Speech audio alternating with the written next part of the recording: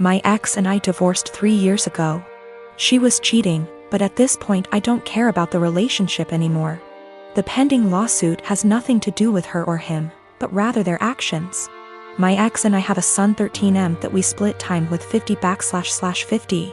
He's a great kid that interests have changed a lot tbh as I imagine more kids//teenagers tend to do through the years. One thing my son was heavily into at some point was Legos.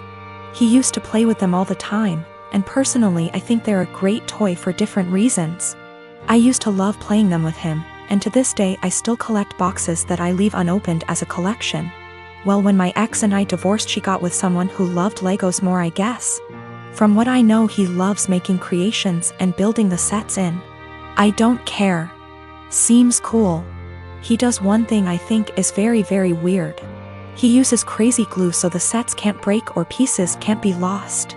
It seems so weird to me. The issue is, I was out of town for all of 3 days last week for medical reasons. And my son wanted to get his PS4 so he could play it at his mom's. This isn't out of the ordinary at all, and he has a key, so he let me know he would be stopping over for it. I told him to have fun when I saw him on the entry camera. My wife's husband was with him, which was a no-no. I told him via speaker to not go in and to wait on the porch. He flinched but walked in anyway. I sent my ex a text telling her to call him and tell him he's 1 minute away from a cop call. He left my home with a bag in hand, which I didn't think much of because my son had his games too. Well, my son texted me later that evening and said he didn't know it at the time, but he's pretty sure SD took some of my sets. These are all old sets and 2 are worth big money. When I got home I confirmed the missing sets and called my ex. She had no idea, but he admired he took them, but it was so son could have the sets to complete his collection.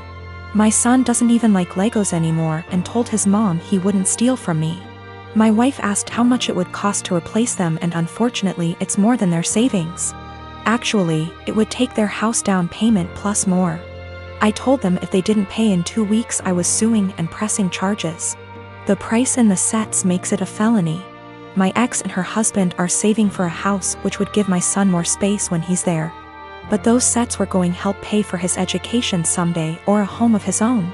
I filed the police report and have talked to a lawyer, and we're moving forward with the suit. Everyone is calling me a joke because they are just toys, but I don't get it. They are worth real money. I'm not rich, guys. I needed those to help with my son's future, but again taking this money does deny my son things at his mom's house. I met Jane through Joe's girlfriend at her birthday party last year. At first Jane was fun to talk to, but not even an hour later Jane was really into me and tried really badly to hit on me during the party, which pretty much ruined my time there as the feeling was not mutual in the slightest bit. Also at the time I was already with someone, so the first impression I got from Jane was that she was clingy, annoying, and just wouldn't stop bothering me.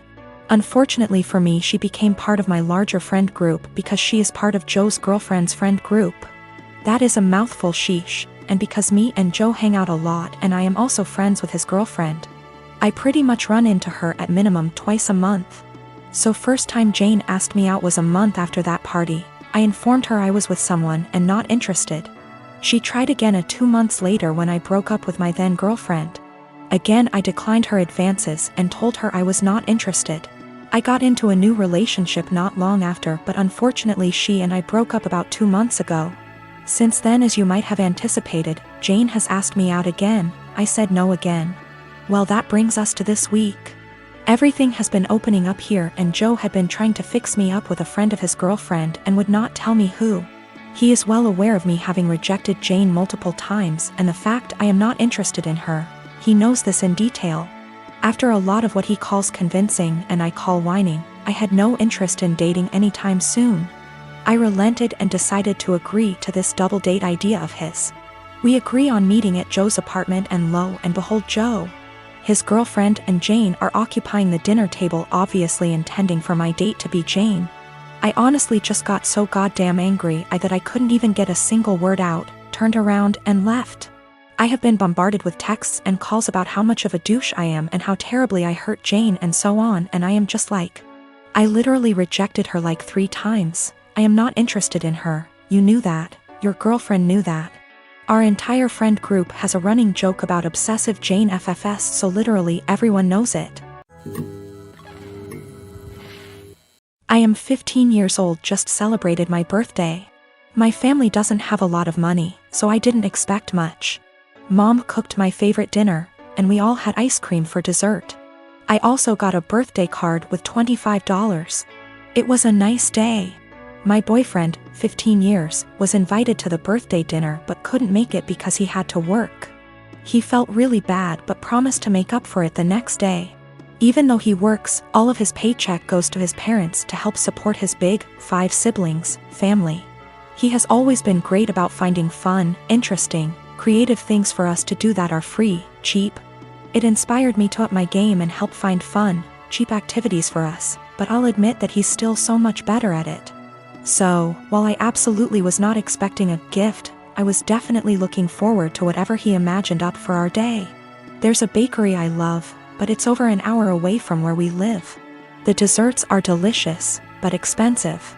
I often talk about this one cupcake I love from that bakery, but I can only enjoy it when I'm in the city and can afford it. He doesn't have a car, so he had to take a train, then walk, then take a train back to get me my favorite cupcake for my birthday. He also planned a historic walk of our town, with a bunch of obscure history he'd researched that I didn't know about. It was awesome. I asked to go home to put the cupcake in the fridge while we walked so it would be nice and fresh for me later. We went on a nice long historic walk and it was a great day. Not gonna lie. When I got home my mouth was already salivating thinking about that cupcake. When I opened the fridge, it was gone. I found the empty container in the trash. I went to the living room and asked my parents who ate my cupcake, and Dad dismissively said he did. He thought it was an extra. I threw a shit fit. I said it was my birthday cupcake and he was an asshole for eating it. He said if my BF really cared about me he would have bought me more than one, and that they gave me $25. So go buy more if it's really that important. He doesn't think he did anything wrong and is calling me an entitled brat for being upset. I think my BF went above and beyond to get me that cupcake, much more than my own father did for me, and he should feel ashamed and apologetic for what he did. I live with my parents and my brother. It's always been a dream of my parents to adopt me and bro, our bio kids. And they had come to the decision that they want to adopt an older kid. They got matched with Jess, who is 13. Due to the current situation, she is not living with us, but we've met before and she spent a weekend with us in January. Jess, despite sometimes being sweet and kind, is very high maintenance and has a lot of anxiety and anger problems. She can go from 0 to 1,000 really quick. During her stay, she got triggered by something when we were in public. She and I went to a clothes shop and my parents were in a cafe nearby. Some guy accidentally grabbed her by her shoulder as he thought she was his daughter, and he apologized immediately and started screaming. I was the only person there, and I tried to calm her down but she ran off. She was found, shaken, but safe, an hour later. I then got grounded as I had failed in being responsible for my sister. I said I didn't have a sister. My parents were angry about this and said that how dare I be rude about her, don't I know how much she's been through? She's had other outbursts, but none so huge in public. She can be cold and untrusting and was very clingy to my parents. I do admire her, and think she's very brave, but I don't want to live with her. My parents call Jess often. I often say hi, and try to be civil and supportive. But it seems like the only thing my parents can talk about is Jess, and how brave she is, and she isn't even here yet. We live in a 3-bedroom house, and my parents promised to move to a bigger one later this year. Recently, my parents broke the news to me that Jess will move into my room, and I can pick whether I want to share a room with bro or Jess. I don't want to share with either.